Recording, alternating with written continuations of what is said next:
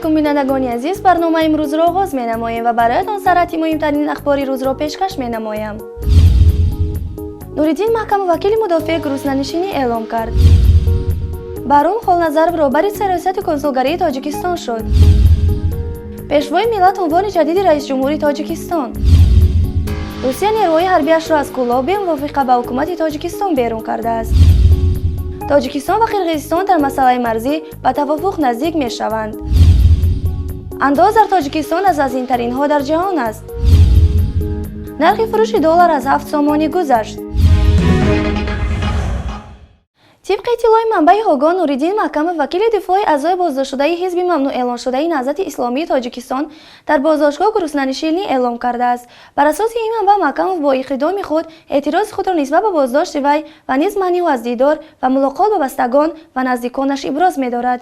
Ин вакили мудофиъ аз таърихи 20 ноябр ба гуруснанишинии худ шурӯъ кардааст. Гуфтанист ин вакили мудофиъ ки дифоъ аз аъзои боздоштшудаи ҳиндро ба ӯҳда дошт, дуюмин вакили мудофиъ мебошад ки пас аз Бозургмер Ёров бидуни иҷрои ҳеҷ иттиҳоми мушаххасе боздошт мешавад. ӯро дар таърихи 22 октябри соли ҷорӣ боздошт карда дар СИЗОи рақам 1 душанбе нигаҳдорӣ мекунанд. Бастагони Нуриддин Маҳкамов мегӯянд, иттиҳомҳое ки ба сабаби он вакили мудофиъро боздошт кардаанд, ҳамааш сохтагӣ ва дурӯғ мебошанд. Баҳром Холназаров, сафири собиқи Тоҷикистон дар Қазоқистон, роҳбари сиёсати консулгарии Вазорати корҳои хориҷии кишвар таъин шудааст. дар ин бора Радио Озодӣ хабар медиҳад. Абдулфаз Атоӣ, сардори департаменти иттилоот, матбуот, таҳлил ва таҳриризии Вазорати корҳои хориҷӣ имрӯз бо тасдиқи ин хабар ба Озодӣ гуфтааст. Ин таъинот дар охири ҳафтаи гузашта сурат гирифт. Холназаров дар моҳи июни соли гузашта бо фармони Эмомалӣ Раҳмон аз вазифаи сафирии Тоҷикистон дар Қазоқистон барканор шуда буд. То мансуб шудани Холназаров ба вазифаи роҳбарии сиёсати консулгарии Вазорати хориҷӣ дар ин курси Ҷамшед Каримов ифои вазифа мекард. ӯ бо як фармони раис ҷумҳур муовини вазири молияи Тоҷикистон таъин гардидааст. Радио Озодӣ ҳамчунин менависад ки Баҳром Холназаров аз наздикони раис ҷумҳури Тоҷикистон дониста мешавад. гурӯҳи аз вакилони Маҷлиси намояндагон тарҳи қонун дар бораи поягузории сулҳ ва ризояти миллӣ пешвои миллатро таҳия карданд, ки дар сурати тасвиб шуданаш унвони пешвои миллат ба раис ҷумҳур Эмомалӣ Раҳмонро расмӣ ё қонунӣ мекунад. ибораи пешвои миллатро дар паҳлӯи исми президенти Тоҷикистон барои аввалин бор рӯзи 27 октябри соли ҷорӣ дафтари матбуотии Раёсати ҷумҳурӣ ва бо дунбол телевизионии давлатӣ расман истифода карданд, дар ҳоле ки баъзе аз соҳибназарони гунаном бурдани президентро хилофи мафҳуми демократия меноманд. Сайфулло Сафаров, муовини раиси марказии тадқиқоти стратегӣ назди президенти Тоҷикистон, дар суҳбат бо Радио Озодӣ истифодаи ин ибораи тасвифро талаботи равонии мардум донистааст.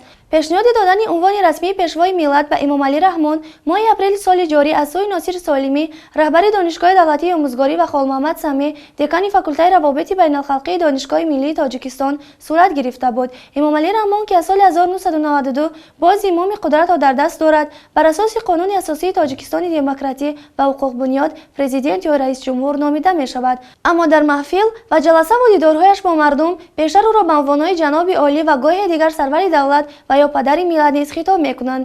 як фаъоли иҷтимоии тоҷик ё дар ёддоште дар сафҳаҳои худ дар фейсбук пешниҳоди ин унвон ба Раҳмон аз сӯи баъзе аз зиёҳои Тоҷикистон интиқод намуда навиштааст.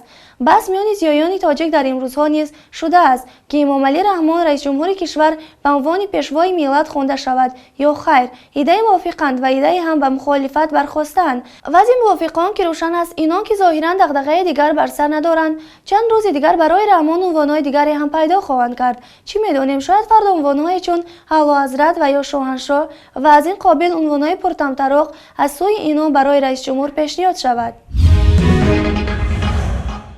русия нерӯҳои ҳарбияшро аз қаламрави Кӯлоб бидуни огоҳӣ ва мувофақа бо ҳукумати Тоҷикистон берун кардааст. дар ин бора ба хабаргузории Tojnews як манбаъ аз ҳукумати кишвар ба шарти ифшо намудани номаш хабар додааст. манбаъ гуфтааст, то замони расонаӣ шудани хабари ихроҷи нерӯҳои Русия аз пойгоҳи низомии он дар шаҳри Кӯлоб, касе дар ҳукумати Тоҷикистон иттилои дақиқ дар ин бора надошт. гуфтанӣ аст, ҳафтаи гузашта Вазорати мудофиъи Русия хабар дода буд, ки воҳиди тирандозии Сафора 149 ки дар шаҳри Кӯлоб мустақар буд, ба тамрингоҳи Лоҳур интиқол додааст.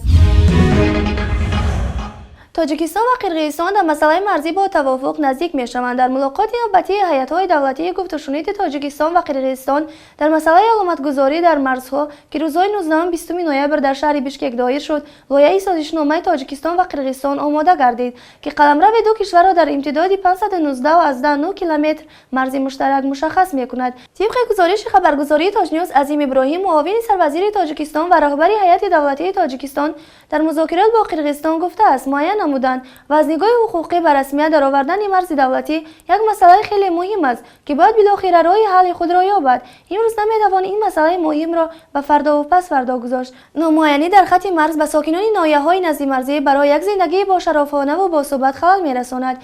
در مجموع و فعال کردن تلاش‌های حل بحران مرزی توجه بیشتر داریم. قبلا در ملاقات دوشنبه جانب قرقیزستان طرح تبادل قطعه‌های زمین را پیشنهاد کرده بود و می‌گفت هنوز تاجیکستان موقعش را مشخص نکرده است. تاجیکستان در رده‌بندی جهانی سرباری انداز و صاحبکاران میان 169 دولت دنیا جای 172 را گرفته است که بدترین نشانداد میان کشورهای سابق شوروی می باشد. طبق این رده‌بندی که از جانب بانک جهانی و شرکت آدیتوری پرایسواترهاوسکوپرز تهیه شده است، سطح انداز در تاجیکستان سالهای 2011-2012 84.5%، سال 2013 80.9% و سالهای 2014-2015 81.8% را تشکیل داده است. تهیه‌گران رده‌بندی حجم انداز از صاحبکاران و کارخانه‌های حساب کردند که از امتیاز برخوردار نیستند. در رده‌بندی از میان کشورهای سابق شوروی قزاقستان جای 18، آذربایجان 34، گرجستان 40، ارمنستان 41، روسیه 47، بلاروسیه 63، اوکراین 107، ازبکستان 115 و قرقیزستان جای 138 را صاحب شدند. با گفته کارافتادگان قیمت فروش دلار آمریکایی در صرافی‌های شهر دوشنبه از مرز 7 سامانی گذشته است.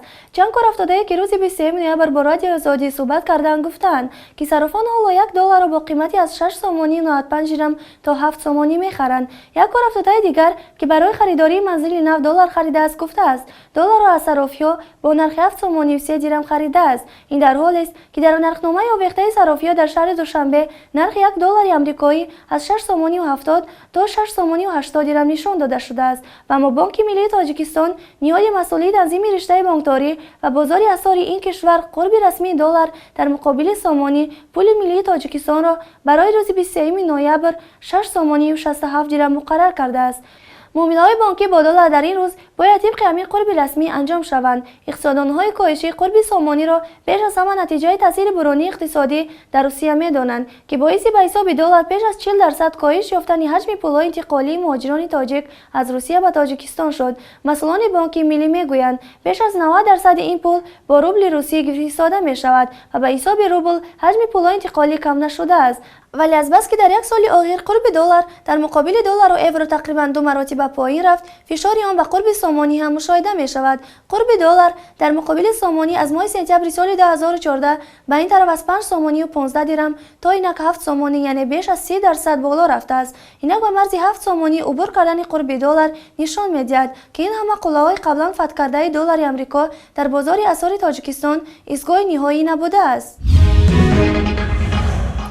سیاره 18 ساله در دوشنبه بی‌درک شده است. مقامات امور داخلی تاجیکستان میگویند اخیراً در شهر دوشنبه یک دختر 18 ساله بی‌درک شده است. طبق اطلاع وزارت امور داخلی، سیاره همین و ساکن 18 ساله دوشنبه روز 10 نوامبر سال روان به سمت نامعلوم رفته بی‌درک شده است. گفتنی است بی‌درک شدن دختران تاجیک در تاجیکستان و روسیه در چند سال اخیر به یک پدیده عادی تبدیل شده است. در بیشتر این موارد سبب بی‌درک شدن جوان دختران معلوم کرده نمی‌شود.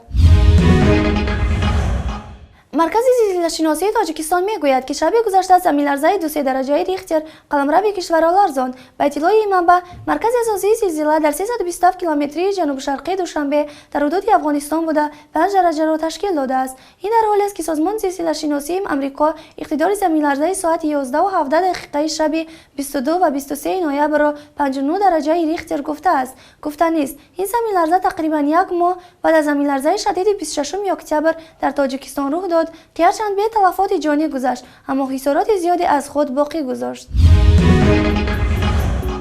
تماشابینان عزیز، اینجا به پایان برنامه امروز رسیدیم. برایتان خبرهای خوش و سرور زندگی را تمنا می‌نماییم تا بخش نوبتی. خدا نگهدارتان.